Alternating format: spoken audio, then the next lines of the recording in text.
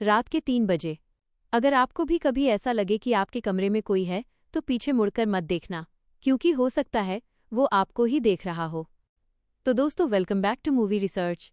अगर आप horror, mystery और डिस्टर्बिंग स्टोरीज पसंद करते हो, तो अभी चैनल को सब्सक्राइब कर लो, क्योंकि यहाँ हर कहानी सिर्फ कहानी नहीं होती, एक एक्सपीरियंस होती है। अब शुरू करते हैं आज की फिल्म। फिल्म की शुरुआत एक बहुत ही बेचैन कर देने वाले सीन से होती है। हम एक कपल को देखते हैं, ऑस्कर और एमेलिया। कार के अंदर का माहौल बहुत ही टेंस है। एमेलिया दर्द से तड़प रही है, उसका चेहरा पसीने से भीगा हुआ है, उसकी सांसें तेज हो रही हैं, क्योंकि वो किसी भी पल एक बच्चे को जन्म देने वाली है। ऑस्कर, प्लीज जल्दी करो, उसकी आवाज़ कांप रही थी। ऑस्कर की हालत भी कुछ अलग नहीं थी। उसके हाथ स्टीयरिंग पर कांप रहे थे। उसकी आंखों में पैनिक साफ दिखाई दे रहा था। वो तेजी से गाड़ी चला रहा था, शायद जरूरत से भी ज्यादा तेज। और तभी अचानक से गाड़ी का बैलेंस बिगड़ता है। टायर सड़क पर घिसते हैं, एक जोरदार स्क्रीच की आवाज गूंजती है, और सामने से आता हुआ एक विशाल ट्रक। ऑस्कर उसे अवॉइड करने की कोशिश करता है, लेकिन देर हो चुकी थी। धड़ाम! इतना भयानक एक्सीडेंट होता है कि सब कुछ एक सेकंड में खत्म हो जाता है। कांच के टुकड़े हवा में उड़ते हैं, खून, चीखें और एक अजीब सी खामोशी। लेकिन तभी उस खामोशी को चीरती हुई एक आवाज आती है, मॉम, मॉम। कोई बहुत धीरे लेकिन डरावने तरीके से उसे पुकार रहा था। एमेलिया की आंखें अचानक खुल जाती हैं। वो हाँफते हुए उठ बैठती है, उसका पूरा शरीर पसीने से भीगा हुआ था। दिल इतनी तेजी से धड़क रहा था जैसे अभी बाहर आ जाएगा। और तभी हमें समझ आता है, ये सब एक सपना था। लेकिन ये कोई आम सपना नहीं था, क्योंकि ये हादसा सच में हुआ था, आज से 7 साल पहले। उस दिन, उस एक्सीडेंट में ऑस्कर की मौत हो गई थी, और उसी खून और दर्द से भरे दिन एमेलिया ने एक बेटे को जन्म दिया था। वो बच गई, लेकिन उसकी जिंदगी वहीं खत्म हो गई थी, क्योंकि आज भी वो उस रात से बाहर नहीं निकल पाई थी। और सबसे डरावनी बात, वो अपने ही बेटे से प्यार नहीं कर पाती। कहीं ना कहीं उसके दिल के अंदर एक अंधेरा सा ख्याल बैठ चुका था कि उसका बेटा उस हादसे की वजह है। तभी अचानक से मॉम! एक जोरदार चीख के साथ उसका बेटे सैमुअल उसे जगा देता है। आधी रात का समय, कमरा अंधेरे में डूबा हुआ, और सैमुअल की आंखों में डर साफ नजर आ रहा था। वो फिर से आया था, वो कांपती आवाज में कहता है। सैमुअल को रोज मॉन्स्टर के सपने आते थे, लेकिन अब ये सिर्फ सपने नहीं रह गए थे। उसे यकीन हो चुका था कि कोई चीज उनके घर में है। और हर रात वो अपनी मॉम को जगाता और पूरे घर की तलाशी लेता, बेड के नीचे, अलमारी के अंदर, हर उस जगह जहां अंधेरा थोड़ा ज्यादा हो, जैसे कोई सच में वहां छुपा हो। उस रात भी जब उसने पूरा घर चेक कर लिया और खुद को समझा लिया कि सब सेफ है, तो उसने अपनी मॉम से एक स्टोरी सुनाने को कहा। एमेलिया थकी हुई थी, टूटी हुई थी, लेकिन फिर भी उसने कहानी सुनाई। और धीरे धीरे सैमुअल सो गया, लेकिन उसकी नींद उड़ चुकी थी। रात गुजरती रही, घड़ी की टिक टिक और कमरे की खामोशी उसे और बेचैन कर रही थी। सुबह उसे काम पर भी जाना था, लेकिन वो मुश्किल से कुछ घंटे ही सो पाई। और ये पहली बार नहीं था, पिछले कई हफ्तों से यही सिलसिला चल रहा था। नींद की कमी, डर और अंदर ही अंदर बढ़ता हुआ अंधेरा। सुबह अचानक से कांच टूटने की तेज आवाज से उसकी नींद खुलती है। वो घबराकर नीचे दौड़ती है और देखती है, घर की सामने वाली खिड़की पूरी तरह टूटी हुई है, और वहां खड़ा है सैमुअल, उसके हाथ में कुछ अजीब सा बना हुआ हथियार। मॉम, देखो, मैंने मॉन्स्टर को मारने के लिए नया वेपन बनाया है। उसकी आंखों में डर नहीं था, एक अजीब सा विश्वास था, जैसे वो सच में किसी चीज से लड़ रहा हो। लेकिन एमेलिया के लिए ये सब अब सहन करना मुश्किल होता जा रहा था। उसका गुस्सा धीरे धीरे बाहर आने लगता है, क्योंकि सैमुअल का ये मॉन्स्टर वाला ऑब्सेशन अब सिर्फ खेल नहीं रह गया था, कुछ बहुत गलत होने वाला था। और शायद वो चीज अब सिर्फ सैमुअल के दिमाग में नहीं थी, खैर अब वो सैमुअल को लेकर वहां से निकलती है और अपनी बहन के घर पहुंचती है, लेकिन वहां का माहौल उसे सुकून देने के बजाय और ज्यादा अंदर से तोड़ देता है, क्योंकि कुछ ही दिनों में सैमुअल और उसकी बहन की बेटी का बर्थडे आने वाला था, जिसे वो लोग पिछले 7 सालों से हमेशा साथ में मनाते आ रहे थे, जैसे उस दर्दनाक दिन को किसी तरह सामान्य बनाने की कोशिश कर रहे हों। लेकिन इस बार उसकी बहन साफ मना कर देती है। उसकी आवाज में एक अजीब सी दूरी थी जब वो कहती है कि इस बार वो अपनी बेटी के लिए एक प्रिंसेस थीम बर्थडे रखना चाहती है, सिर्फ लड़कियों के साथ, बिना किसी परेशानी के।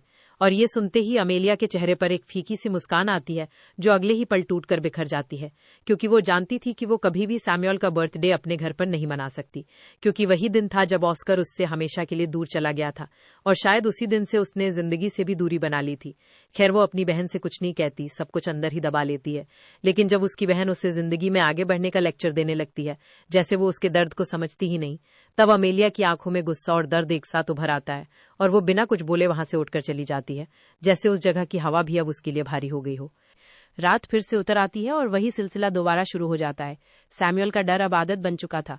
वो हर रात अपने कमरे के हर कोने को चेक करवाता है, बेड के नीचे, अलमारी के अंदर, दरवाजे के पीछे, जैसे अंधेरा खुद कोई राज छुपाए बैठा हो। और जब उसे थोड़ी तसल्ली होती है तो वो अपनी मॉम से एक स्टोरी पढ़ने को कहता है।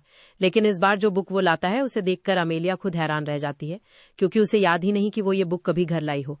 बुक का नाम था बाबाडूक, एक अजीब सा नाम जो सुनते ही मन में बेचैनी पैदा कर दे। वो सैमुअल से पूछती है कि ये कहाँ से मिली, तो सैमुअल मासूमियत से कहता है कि ये शेल्फ पर रखी थी, और जब वो वहां गया तो खुद ही नीचे गिर गई, जैसे किसी ने जानबूझकर उसे उनके सामने रखा हो। अमेलिया धीरे धीरे उस बुक को खोलती है और जैसे जैसे वो पढ़ना शुरू करती है उसके चेहरे के भाव बदलने लगते हैं, क्योंकि ये कोई आम बच्चों की कहानी नहीं थी। ये एक डरावनी, अनसेटलिंग हॉरर स्टोरी थी जिसमें बाबाडोक नाम के एक मॉन्स्टर के बारे में बताया जा रहा था। और सबसे खौफनाक बात यह थी कि उसमें साफ लिखा था कि उससे छुटकारा पाना नामुमकिन है। हर पेज के साथ माहौल और भारी होता जाता है, जैसे शब्द नहीं बल्कि कोई साया उनके चारों तरफ फैल रहा हो। अगले पेज पर लिखा होता है कि जब तुम्हें डूक डूक डूक की आवाज 3 बार सुनाई दे तो समझ लेना कि वो तुम्हारे पास आ चुका है। वो कहीं से भी आ सकता है, किसी खिड़की से, किसी दरवाजे के पीछे से, या फिर किसी अंधेरी अलमारी से। और जैसे ही अमेलिया अगला पेज पलटती है, वहां लिखी लाइनें उसकी रूह तक हिला देती हैं। जब तुम मुझे महसूस करोगे मैं तुम्हारे बहुत करीब होऊंगा। अगर तुम गौर से देखोगे तो मुझे देख भी पाओगे, और जब मैं अपना चेहरा दिखाऊंगा तुम डर से टूट जाओगे और फिर मुझसे जिंदगी की भीख मांगोगे। अब तक ये सिर्फ सैमुअल के डर की कहानी लग रही थी, लेकिन इस बुक को पढ़ते पढ़ते अमेलिया खुदा सहज होने लगती है। उसके हाथ हल्के हल्के कांपने लगते हैं, जैसे वो सिर्फ एक कहानी नहीं पढ़ रही बल्कि कुछ ऐसा जगा रही है जिसे सोया रहना चाहिए था। और यही सोचकर वो उस बुक को तुरंत बंद कर देती है और अलमारी के ऊपर रख देती है, इतनी ऊंचाई पर जहां तक सैमुअल का हाथ न पहुंच सके। लेकिन शायद वो ये भूल रही थी कि कुछ चीजें छुपाने से खत्म नहीं होती। अगली सुबह सब कुछ ऊपर से सामान्य दिखता है, लेकिन अंदर ही अंदर कुछ बदल चुका होता है। जब वो दोनों नाश्ता कर रहे होते हैं तो अचानक अमेलिया को अपने खाने में कुछ अजीब महसूस होता है। जैसे ही वो उसे मुंह से निकालती है तो देखती है कि वो एक कांच का छोटा सा टुकड़ा है। उसकी आंखें चौड़ी हो जाती हैं, दिल की धड़कन एक पल के लिए रुक जाती है। वो तुरंत सैमुअल की प्लेट चेक करती है, फिर सारे बर्तन, लेकिन वहां कहीं भी कांच का कोई निशान नहीं मिलता, जैसे वो टुकड़ा सिर्फ उसके लिए ही था या फिर किसी ने खास तौर पर उसे दिखाने के लिए रखा था।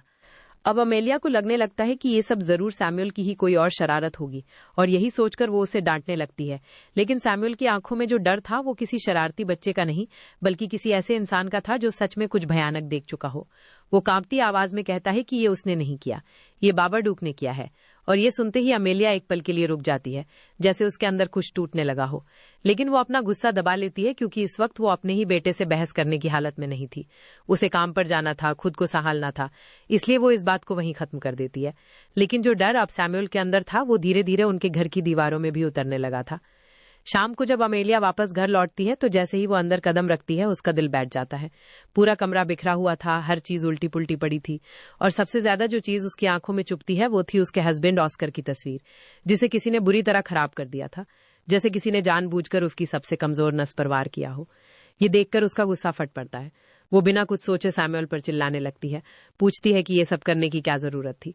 लेकिन सैमुअल डर से पीछे हट जाता है, उसकी सांसें तेज हो जाती हैं, और अचानक वो अमेलिया को धक्का देकर अपने बनाए हुए अजीब से हथियार को उठाता है और भागते हुए बेसमेंट में चला जाता है। और अमेलिया बस वहीं खड़ी रह जाती है, बेबस, थकी हुई और अंदर से पूरी तरह टूटती हुई, क्योंकि अब ये सब उसके कंट्रोल से बाहर होता जा रहा था। रात फिर से अपने साथ वही डर लेकर आती है। अमेलिया किसी तरह अपने कमरे में सोने की कोशिश करती है, लेकिन जैसे ही उसकी आंख लगती है अचानक सैमुअल के कमरे से जोर जोर से चिल्लाने की आवाज आने लगती है। वो घबराकर उठती है और दौड़ते हुए उसके कमरे में जाती है। मां का नजारा और भी डरावना था। सैमुअल बेड के नीचे छुपा हुआ था, उसका पूरा शरीर कांप रहा था, आंखें डर से फैल चुकी थी। वो बार बार कह रहा था कि उसने उसे देख लिया है, वो आ रहा है, उसे अंदर मत आने देना। उसकी आवाज में इतनी सच्चाई थी कि इस बार अमेलिया भी पूरी तरह नजरअंदाज नहीं कर पाती। वो किसी तरह उसे शांत करती है, उसे अपनी बाहों में लेकर समझाती है, लेकिन तभी उसकी नजर सामने टेबल पर पड़ती है और उसका दिल जैसे एक पल के लिए रुक जाता है। वहां वही बाबाडूक वाली किताब पड़ी थी, वही किताब जिसे वो खुद अपने हाथों से अलमारी के ऊपर रख कर आई थी। उसका दिमाग सुन पड़ जाता है। वो समझ नहीं पाती कि ये यहाँ आई कैसे। क्या सच में सैमुअल ने इसे वहां से निकाला, या फिर कोई और भी इस घर में मौजूद है। खैर, इस वक्त वो सिर्फ एक ही बात सोचती है कि ये किताब ही सैमुअल के डर की जड़ है, और गुस्से में आकर वो उस किताब को उठाती है, उसके पन्नों को बेरहमी से फाड़ देती है, जैसे उस डर को खत्म कर देना चाहती हो, और उसे बाहर डस्टबिन में फेंक आती है। लेकिन उसे नहीं पता था कि कुछ चीजें फाड़ देने से खत्म नहीं होती, वो और भी ज्यादा खतरनाक बन जाती हैं। अगले दिन अमेलिया को अपनी बहन के घर जाना था। सैमुअल की कजिन का बर्थडे था।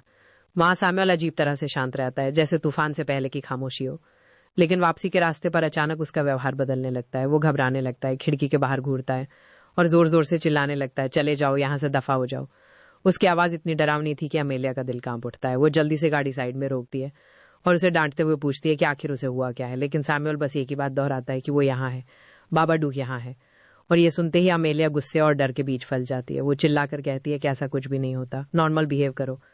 लेकिन उसके ये शब्द जैसे आग में घी डाल देते हैं। सैमुअल की हालत अचानक बिगड़ने लगती है, उसका शरीर झटकों से कांपने लगता है, उसकी आंखें उलझ जाती हैं। और ये देखकर अमेलिया का डर अब अपने चरम पर पहुंच जाता है। वो बिना समय गंवाए उसे पास के हॉस्पिटल लेकर भागती है। डॉक्टर उसे बताते हैं कि ये सब बहुत ज्यादा स्ट्रेस की वजह से हुआ है। अमेलिया उन्हें बताती है कि सैमुअल हमेशा इमेजिनरी मॉन्स्टर से डरता है और अब ये डर उनकी पूरी जिंदगी को बर्बाद कर रहा है। डॉक्टर उसे सलाह देते हैं कि वो सैमुअल को एक साइकाइट्रिस्ट के पास लेकर जाए, और फिलहाल दोनों को रात में चैन की नींद के लिए स्लीपिंग पिल्स दे देते हैं। और शायद कई दिनों में पहली बार उस रात दोनों बिना किसी डर के सो जाते हैं, जैसे सब कुछ आखिरकार खत्म हो गया हो। लेकिन असली डर तो अब शुरू होने वाला था। अगली सुबह जब अमेलिया की आंख खुलती है तो दरवाजे पर किसी के नॉक करने की आवाज आती है। वो धीरे धीरे उठती है, दरवाजा खोलती है, लेकिन बाहर कोई नहीं होता, खाली सन्नाटा। और उसी सन्नाटे के बीच उसके पैरों के पास कुछ रखा हुआ था। उसका दिल धड़कना भूल जाता है जब वो नीचे देखती है। वहां वही किताब थी, बाबाडूक, जिसे वो अपने हाथों से फाड़कर डस्टबिन में फेंक आई थी। कांपते हाथों से वो उसे उठाती है और देखती है कि उस किताब के सारे फटे हुए पन्ने किसी ने बड़े ध्यान से टेप से जोड़ दिए थे, जैसे किसी ने उसे वापस लौटाया हो, और इस बार पहले से भी ज्यादा जिंदा बनाकर। लेकिन असली डर तो अब शुरू होता है, क्योंकि जब अमेलिया उस किताब को दोबारा खोलती है तो उसके हाथ खुद ब खुद कांपने लगते हैं। इस बार उस बुक के अंदर सिर्फ वही पुरानी कहानी नहीं थी, बल्कि कुछ नई और भी ज्यादा डरावनी तस्वीरें जुड़ चुकी थी, जैसे किसी ने उसकी जिंदगी को ही उस किताब में उतार दिया हो। उन पिक्चर्स में साफ दिखाया गया था कि पहले वो अपने डॉग को मारेगी, फिर अपने ही बेटे सैमुअल को, और आखिर में खुद अपनी जान ले लेगी। ये देखकर उसकी सांसें रुकने लगती हैं, दिल इतनी तेजी से धड़कने लगता है कि जैसे सीने को चीरकर बाहर आ जाएगा। और अब पहली बार उसके दिमाग में ये ख्याल आता है कि ये कोई मॉन्स्टर नहीं बल्कि कोई इंसान है, कोई ऐसा साइकोपैथ जो उन्हें देख रहा है, उनकी हर हरकत पर नजर रख रहा है और धीरे धीरे उन्हें खत्म करना चाहता है। गुस्से और डर के बीच फंसी अमेलिया अब और बर्दाश्त नहीं कर पाती। वो उस किताब को उठाती है और बिना एक पल सोचे उसे आग लगा देती है, जैसे उस खौफ को हमेशा के लिए खत्म कर देना चाहती हो। जलती हुई किताब के पन्ने धीरे धीरे राख में बदलने लगते हैं, लेकिन उस राख के साथ उसका डर खत्म नहीं होता, वो और भी गहरा हो जाता है। और जैसे ही वो वापस घर के अंदर आती है, अचानक फोन की तेज घंटी पूरे घर में गूंज उठती है, उस खामोशी को चीरती हुई। वो धीरे धीरे फोन उठाती है और दूसरी तरफ से जो आवाज आती है वो इंसानी नहीं लगती, एक भारी, टूटी हुई, घुटी हुई आवाज जो जैसे उसके नाम को निगलते हुए पुकार रही हो। उसकी रूह तक कांप उठती है, लेकिन फिर भी वो खुद को समझाती है कि ये सब किसी इंसान का काम है, कोई उन्हें डराने की कोशिश कर रहा है, कोई उन्हें खत्म करना चाहता है। अब डर गुस्से में बदल जाता है और वो सीधे पुलिस स्टेशन पहुंच जाती है। वहां जाकर वो पूरी बात बताती है कि कोई उसे धमकी दे रहा है, पहले एक किताब के जरिए और अब इन अजीब फोन कॉल्स के जरिए। लेकिन जब पुलिस उससे सबूत मांगती है तो वो हिचकिचाते हुए बताती है कि उसने वो किताब जला दी है, और यही उसकी सबसे बड़ी कमजोरी बन जाती है, क्योंकि बिना सबूत के उसकी बात सिर्फ एक डर से भरी कहानी लगती है। पुलिस उसकी बात को उतनी गंभीरता से नहीं लेती, और तभी उसकी नजर वहां पर लटकते हुए कोट पर पड़ती है। लेकिन उस पल वो कोट उसे एक इंसान नहीं बल्कि उसी साया जैसा दिखता है जिससे वो भाग रही है। उसका दिल जोर से धड़कने लगता है, सांसें तेज हो जाती हैं, और वो बिना रिपोर्ट पूरी किए ही वहां से भाग जाती है, जैसे उसे यकीन हो चुका हो कि अब कहीं भी वो सुरक्षित नहीं है। रात फिर से उतरती है और इस बार अंधेरा पहले से ज्यादा भारी लगता है। अमेलिया अपने कमरे में जाकर लेटती है, लेकिन उसकी आंखों में नींद नहीं, सिर्फ डर भरा हुआ था। तभी अचानक दरवाजे के धीरे धीरे खुलने की आवाज आती है, एक लंबी खींची हुई चरमराहट। वो तुरंत कंबल अपने चेहरे तक खींच लेती है, जैसे खुद को उस अंधेरे से छुपाना चाहती हो। कमरे में एक अजीब सी खामोशी फैल जाती है, इतनी गहरी कि उसकी अपनी सांसों की आवाज भी उसे डराने लगती है। कुछ देर बाद जब हिम्मत करके वो धीरे धीरे कंबल हटाती है तो जो वो देखती है वो उसकी कल्पना से भी ज्यादा भयानक था। छत पर बिल्कुल उसके ऊपर एक काला साया उल्टा लटका हुआ था, लंबा टेढ़ा मेढ़ा, और उसका चेहरा जैसे अंधेरे से बना हो। बाबाडुक। इससे पहले कि वो कुछ समझ पाती, वो साया उसकी तरफ झपटता है और अमेलिया चीखते हुए तुरंत लैंप ऑन कर देती है, और अगले ही पल सब गायब, जैसे कुछ था ही नहीं। अब वो पूरी तरह टूट चुकी थी। वो भागकर सैमुअल को उठाती और उसे लेकर नीचे लिविंग रूम में आ जाती है। उसका शरीर अभी भी कांप रहा था। अब उसे सैमुअल की हर बात पर यकीन होने लगा था। वो टीवी को फुल वॉल्यूम पर चला देती है, जैसे आवाज के जरिए उस खामोशी को दबाना चाहती हो। पूरी रात वो एक पल के लिए भी नहीं सोती, और सुबह तक उसकी हालत ऐसी हो जाती है कि वो खुद को संभाल नहीं पाती। सैमुअल के सिर्फ खाना मांगने पर ही वो उस पर चिल्ला पड़ती है, लेकिन अगले ही पल उसे अपने इस व्यवहार पर पछतावा होने लगता है, जैसे वो खुद को खोती जा रही हो। और शायद उसी गिल्ट को मिटाने के लिए वो सैमुअल को आइसक्रीम खिलाने बाहर ले जाती है। लेकिन डर अब उनका पीछा नहीं छोड़ने वाला था। जब वो वापस लौट रहे होते हैं तो अचानक अमेलिया की नज़र कार के बैक व्यू मिरर पर पड़ती है, और वहाँ उसे फिर वही साया दिखाई देता है, बाबाडुक, और उसी के साथ उसके कानों में वो भयानक आवाज़ गूंजती है, डूक डूक डूक। वो उस आवाज़ में इतनी खो जाती है कि उसे यह एहसास ही नहीं होता कि उसकी कार कब कंट्रोल से बाहर हो गई। और अगले ही पल एक और एक्सीडेंट। हालांकि इस बार नुकसान ज़्यादा नहीं होता, लेकिन जो टूटता है वो उसका दिमाग था, उसकी समझ, उसका कंट्रोल। घर वापस आने के बाद उसका व्यवहार पूरी तरह बदल चुका था। वो अब अजीब तरह से शांत लग रही थी, जैसे कुछ अंदर ही अंदर सेटल हो गया हो, या शायद कुछ उसके अंदर घुस चुका हो। वो घर आकर बिना कुछ कहे सो जाती है, लेकिन कुछ देर बाद ही उसे अपने कानों में किसी की फुसफुसाहट सुनाई देती है, धीमी रेंगती हुई आवाज़। घर में कोई है। वो घबरा कर उठती है और नीचे जाती है, जहाँ सैमुअल फ़ोन पर किसी लेडी से बात कर रहा था, और जो वो कह रहा था वो सुनकर अमेलिया की रूह कांप जाती है। अमेलिया जैसे ही फोन अपने हाथ में लेती है तो उसे पता चलता है कि कॉल उनके पड़ोसी को गई थी। वो जल्दी से खुद को संभालते हुए उनसे माफी मांगती है और कहती है कि ये सब बस सैमुअल की शरारत थे, कुछ भी सीरियस नहीं। लेकिन जैसे ही वो फोन रखती है, उसके अंदर दबा हुआ गुस्सा अचानक बाहर आ जाता है। वो सैमुअल पर बरस पड़ती है कि ये सब करने की क्या जरूरत थी, और उसी गुस्से में वो घर की सारी फोन लाइंस तक काट देती है, जैसे वो दुनिया से खुद को पूरी तरह अलग करना चाहती हो। सैमुअल डरते हुए उसे समझाने की कोशिश करता है कि उसे सच में डर लग रहा है, वो वापस आएगा, बाबाडुक वापस आएगा। लेकिन अब अमेलिया के चेहरे पर डर नहीं, बल्कि एक खतरनाक गुस्सा था। वो किचन से चाकू उठाती है और उसे सैमुअल के सामने लहराते हुए कहती है कि यहाँ कोई बाबाडुक नहीं है, कोई नहीं आएगा। उसकी आवाज़ में एक अजीब सी कड़वाहट और पागलपन घुल चुका था। और फिर वो घर के सारे दरवाजे और खिड़कियां बंद कर देती है, जैसे वो किसी चीज़ को बाहर नहीं बल्कि अंदर कैद करना चाहती हो। इस पूरे वक्त सैमुअल अपनी ही माँ को पहचान नहीं पा रहा था। उसका व्यवहार इतना अजीब और डरावना हो चुका था कि वो खुद उससे डरने लगता है, और अपनी सुरक्षा के लिए अपने बनाए हुए हथियार लेकर धीरे धीरे बेसमेंट में उतर जाता है, जैसे नीचे का अंधेरा ही अब उसके लिए ऊपर की दुनिया से ज्यादा सुरक्षित हो। रात फिर से घिर आती है, और इस बार वो और भी भारी लगती है। अमेलिया सैमुअल को जबरदस्ती नींद की गोली देने की कोशिश करती है और खुद भी खा लेती है, लेकिन सैमुअल चालाकी से गोली खाने का नाटक करता है, क्योंकि उसे डर था कि अगर वो सो गया तो बाबाडुक आ जाएगा, और इस बार उसे अपनी माँ को भी बचाना होगा। कुछ देर बाद माहौल थोड़ा शांत दिखने लगता है। दोनों साथ बैठकर कार्टून देखने लगते हैं, जैसे सब कुछ नॉर्मल हो गया हो। लेकिन ये सिर्फ तूफान से पहले की खामोशी थी, क्योंकि धीरे धीरे अमेलिया को हेल्यूसिनेशंस होने लगते हैं। उसकी नज़र सैमुअल पर पड़ती है और उसका खून सूख जाता है। सैमुअल जमीन पर पड़ा हुआ था, बिल्कुल बेजान। उसकी छाती में चाकू घुसा हुआ था, ठीक वैसे ही जैसे उस किताब में दिखाया गया था।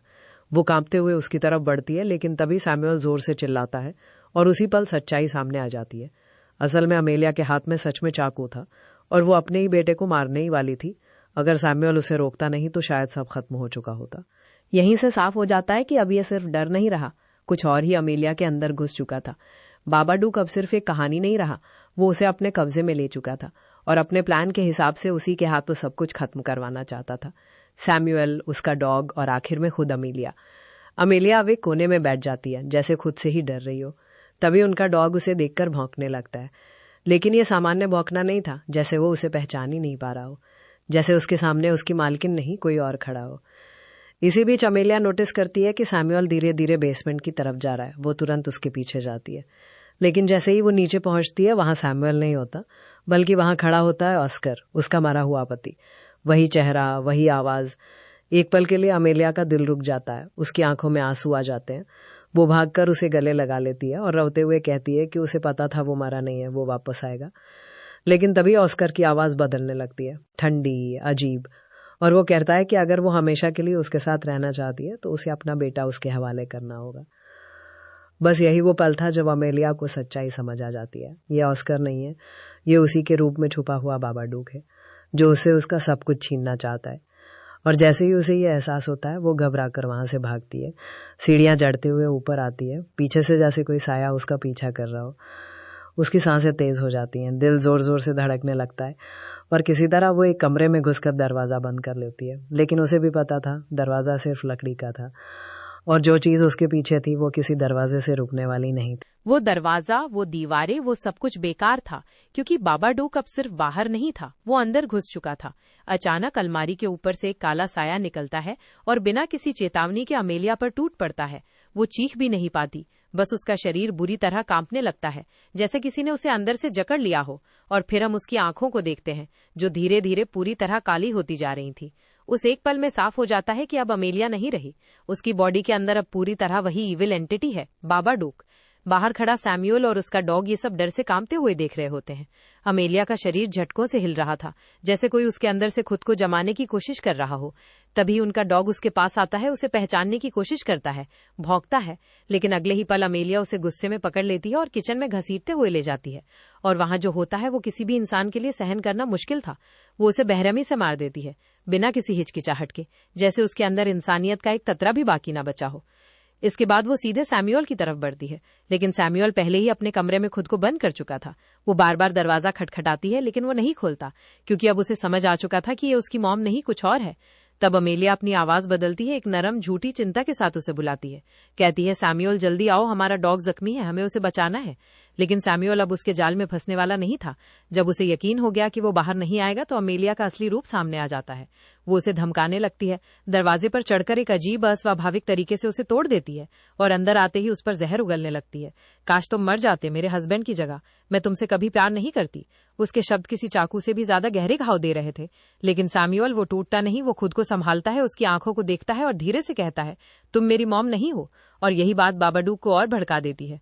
वो उस पर झपटने ही वाला होता है कि तभी सैम्यूअल अपने बनाए हुए फायर क्रैकर्स फोड़ देता है। अचानक हुए इस हमले से वो साया एक पल के लिए पीछे हट जाता है और यही मौका था। सैम्यूअल भाग निकलता है। वो भागकर अपने डॉग के पास जाता है, लेकिन अब बहुत देर हो चुकी थी। उसका डॉग मर चुका था। उसकी आंखों में आंसू भर आते हैं, लेकिन वो खुद को संभालता है, क्योंकि अभी उसे बचना था। वो पीछे मुड़ता है और वहां अमेलिया खड़ी होती है, लेकिन इस बार उसका चेहरा शांत था, बहुत ज्यादा शांत। वो धीरे धीरे उसके पास आती है, उसकी आवाज में एक अजीब सी सॉफ्टनेस होती है। वो कहती है, आई एम सॉरी, मैंने तुम्हें कभी वो प्यार नहीं दिया जो मुझे देना चाहिए था। मैं हमेशा तुम्हारे डैड के गम में खोई रही, लेकिन अब सब ठीक हो जाएगा। मैं सब ठीक कर दूंगी और तुम्हें तुम्हारे डैड से मिलवा दूंगी। ये सुनते ही सैम्यूअल समझ जाता है कि इसका मतलब क्या है। वो उसे मारकर उसके डैड के पास भेजना चाहती है।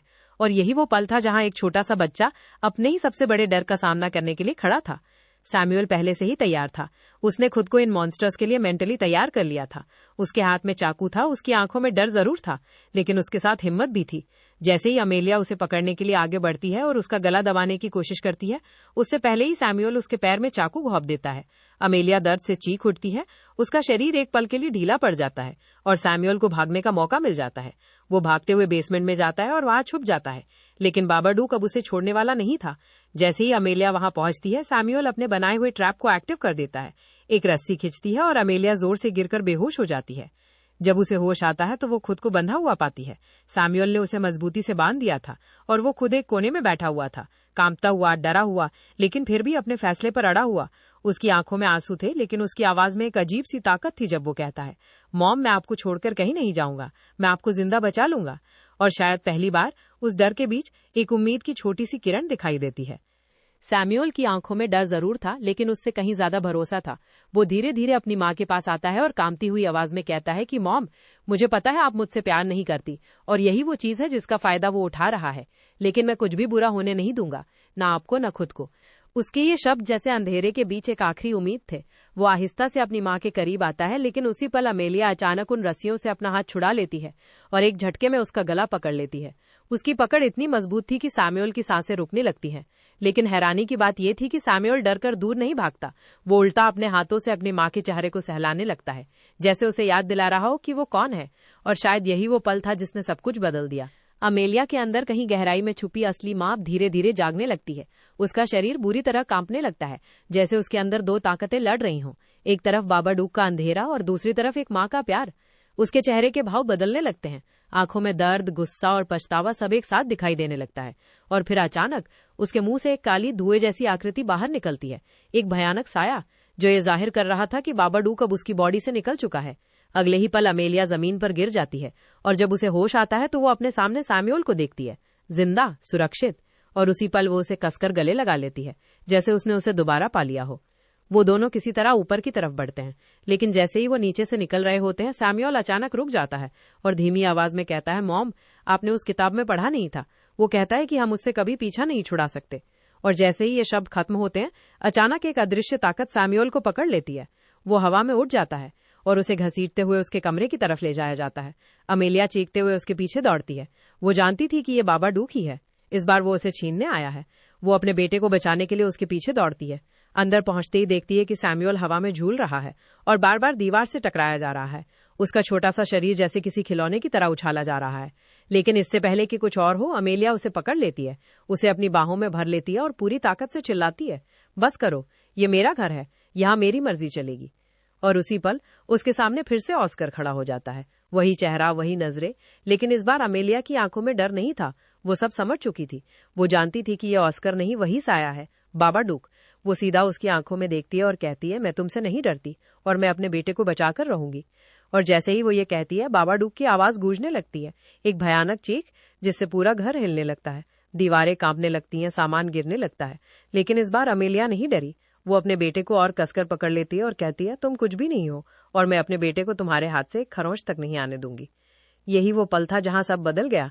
बाबाडूक की ताकत डर से आती थी और उस नफरत से जो अमेलिया के दिल में अपने ही बेटे के लिए थी। लेकिन अब सैमुअल का डर खत्म हो चुका था और अमेलिया का दिल आखिरकार अपने बेटे के लिए प्यार से भर गया था। और जैसे ही ये हुआ, बाबाडूक कमजोर पड़ने लगा, उसका साया सिकुड़ने लगा और आखिरकार वो जमीन पर गिर गया, एक हार चुका कमजोर साया बनकर। अमेलिया धीरे धीरे उसके पास जाती है, लेकिन जैसे ही वो उसे छूने की कोशिश करती है, वो अचानक भागकर बेसमेंट के अंधेरे में छुप जाता है, जैसे उसे वहीं कैद रहना हो, हमेशा के लिए। और इसी के साथ वो खौफनाक दौर खत्म हो जाता है, लेकिन पूरी तरह नहीं, क्योंकि कुछ चीजें खत्म नहीं होती, बस काबू में आ जाती हैं। पोस्ट क्रेडिट सीन में हम देखते हैं कि अब अमेलिया और सैमुअल पहले से कहीं ज्यादा खुश हैं। उनके बीच का रिश्ता बदल चुका है। अब वहां डर नहीं, प्यार है। अमेलिया अब सैमुअल का बर्थडे भी मनाने लगी है, वही दिन जिसे वो सालों से भागती आई थी। लेकिन अब वो भाग नहीं रही, उसका सामना कर रही है। और सबसे अजीब बात, वो रोज बेसमेंट में जाती है, एक कटोरे में वॉर्म्स लेकर, और उन्हें वहां रख देती है, बाबाडूक के लिए, क्योंकि वो जानती है वो खत्म नहीं हुआ, वो बस वही है, इंतजार कर रहा है। जब वो उसे खाना देने जाती है तो एक पल के लिए बाबाडूक फिर से उस पर झपटने की कोशिश करता है, लेकिन इस बार अमेलिया पीछे नहीं हटती। उसकी आंखों में डर नहीं, सिर्फ कंट्रोल होता है। और शायद यही चीज बाबाडूक को रोक देती है।